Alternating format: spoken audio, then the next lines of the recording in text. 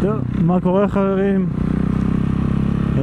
המוטובלוג השני שלי, לא יודע, נראה כבר בנתי השני או נעבוד לפי סדר כלשהו או שיהיה אחד לפני, לא סגור על זה. בכל מקרה, ברוכים הבאים. אז הרבה אנשים שאלו אותי לגבי האופנוע החדש שקניתי. למי שלא מעודכן, קניתי את ה-KTM SMC 690R, והרבה אנשים שואלים אותי מה אני חושב עליו. אז קודם כל קצת רקע. לפני האופנוע הזה הייתי בגיל 16, היום אני בן 22. בגיל 16 היה לי VS 125, אחרי זה עברתי לרכבים, אחרי זה בגיל 17 היה לי ג'וימקס 300, לא, בגיל 18 סליחה, אחרי זה עברתי לעוד רכב, ואז היה לי DRZ 400 במשך 3 שנים, שבעצם העברתי איתו את כל תקופת הצבא שלי. ואחרי 3 שנים עם ה-DRZ החלטתי שאני רוצה להשתדרג וקניתי את ה-KTM. עכשיו, הסיבה שמכרתי בעצם את ה-DRZ ועברתי ל-SMC הוא שהדבר היחיד שבאמת היה חסר לי ב-DRZ זה מהירות שיוט. בכבישים מהירים, מהירות של 110, 120, 130 בלחץ, וכבר המנוע היה צורח, המנוע משתגע. זה משהו שנורא בייס אותי, כי אני אחד שאוהב לנסוע הרבה בין עירוני. הבנתי שבעצם מה שאני מחפש זה DRZ, יכולות נסיעה בין עירוניות, שיהיה אפשר לשוט איתו בכיף 120, 130, מבלי שהמנוע יצרח עליי שבא למות עוד רגע. בעצם לקחתי את ה-KTM לנסיעת מבחן, והתאהבתי בו, הזמנתי אותו, וקיבלתי אותו לפני שבוע וחצי, שבועיים. ככה שעדיין קצת קשה לי לסקר אותו לגבי מה אני חושב עליו, כי הוא לא אצלי יותר מדי זמן, אבל אני אגיד בינתיים מה אני חושב עליו. בינתיים מדובר באופנוע מפגר לגמרי, זה אופנוע עם כמות כוח מטומטמת. אופנוע פשוט מדהים, והרבה אנשים בזמן האחרון שואלים אותי אם זה מומלץ להביא אותו בתור אופנוע ראשון, כי האופנוע הזה הוא נמכר מוגבל ברישיון ל1, ככה שהיום כל ילד בן 18 יכול בעצם לקנות אותו, וזה לא כזה בעיה. אז הרבה אנשים שאלו אותי, תגיד, אפשר להביא אותו בתור אופנוע ראשון? אפשר להסתדר איתו?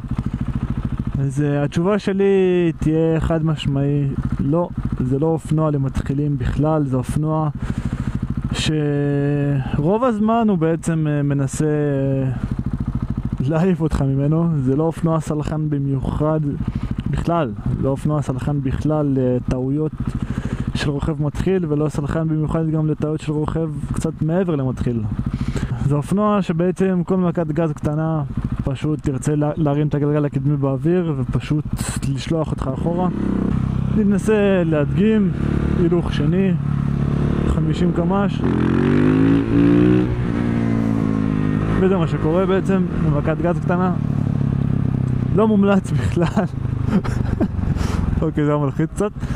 כמו שאמרתי, לא ממליץ עליו בתור אופנוע ראשון, לא ממליץ בתור אופנוע למתחיל. לא רק שלא ממליץ בתור אופנוע ראשון, אלא גם אם יש לכם קצת ניסיון על אופנועים, אבל 125 רובם, אז עדיין לא ממליץ בכלל. ממליץ להשתפשף קודם ובאמת לעשות קפיצות בנפחים, לעבור מ-125 ל-400 ל-600 מתון, ואז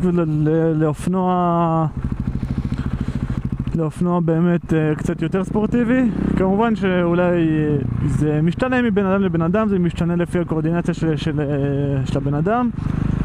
יש כאלה שיצטרכו יותר קפיצות ויש כאלה שיסתדרו איתו גם על ההתחלה, אבל אני באופן כללי לא ממליץ. אז מה אני חושב על האופנוע הזה? כמו שאמרתי, אופנוע מדהים, אופנוע עם כל כך הרבה כוח, אופנוע עם... הוא מאיץ בצורה יוצא דופן, באמת. אנשים שיורדים מהאופנועים ספורטיביים גדולים של מנועי ליטר פלוס, פשוט הסתכלו על האופנוע שלי אתמול ואמרו לי, תקשיב, זה מפלצת זה, ואני מסתכל כאילו, אתה על סופר דיוק ואתה אומר על האופנוע שלי שהוא מפלצת, כאילו, מה? טוב, סבבה. ואז אותו בן אדם סיפר לי שיש לו גם בחניה גם אחד כזה וגם את הסופר דיוק, והוא אומר שזה המפלצת מביניהם.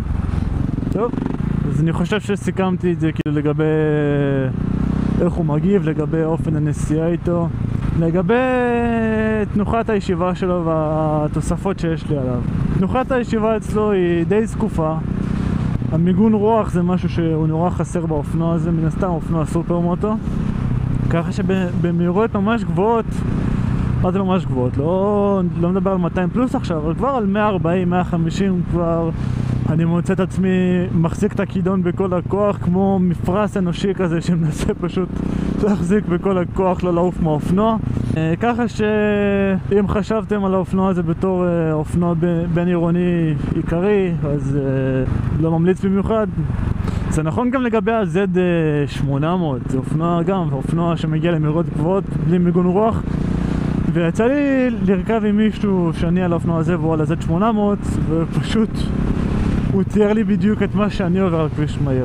בקיצור, לא ממליץ על אופנוע בלי מיגון רוח לכבישים מהירים. לגבי התוספות שיש לי עליו, יש לי עליו קיט איבו אחד שבעצם כולל אקזוז פול סיסטם.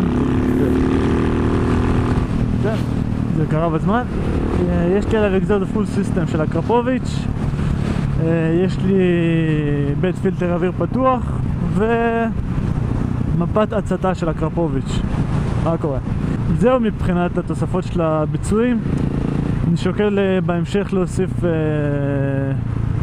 פילטר אוויר פתוח של K&N. יש לי מגינים לקייסים שעוד לא הרכבתי, צבע הסייפת קיבלה, ויש לי עליו כיסא ג'ל. אני לא יודע כל כך כמה יעיל, אני לא אשקר, כי יש כאלה שאומרים שהכיסא המקורי יותר נוח מהכיסא ג'ל. עכשיו, אין לי יותר מדי ניסיון עם הכיסא המקורי, כי ישר החלפתי אותו לכיסא ג'ל עוד לפני שקיבלתי אותו, אבל יצא לי רק פעם אחת לנסוע על הכיסא המקורי, שזה היה ברכיבת מבחן, וגם זה היה רק לחצי שעה, אז ככה שאין לי כל כך אומדן לגבי נסיעות ארוכות יותר. אני יכול להגיד שאחרי נסיעה ארוכה של כמה שעות, התחת כבר כואב, הגב כואב, לא כיף במיוחד, אבל עניין שלפי דעתי די מתרגלים אליו. אני הרגיל מה-DRZ שלי, שהמושב שלו גם לא היה כל כך סלחן במיוחד, אז אני די התרגלתי, וגם היום אני עושה איתו נסיעות של שעות ארוכות ואני די בסדר עם זה, אז כנראה או שמתרגלים לזה או שהמושב ג'ל באמת עושה את העבודה שלו. זהו לבינתיים. אם יש לכם שאלות לגבי האופנוע, שאלה לגבי כל דבר שרק תרצו לשאול, שאלה לגבי אופנועים אחרים, מה שאני יודע אני אענה בשמחה. וזהו חברים, סעו בזהירות.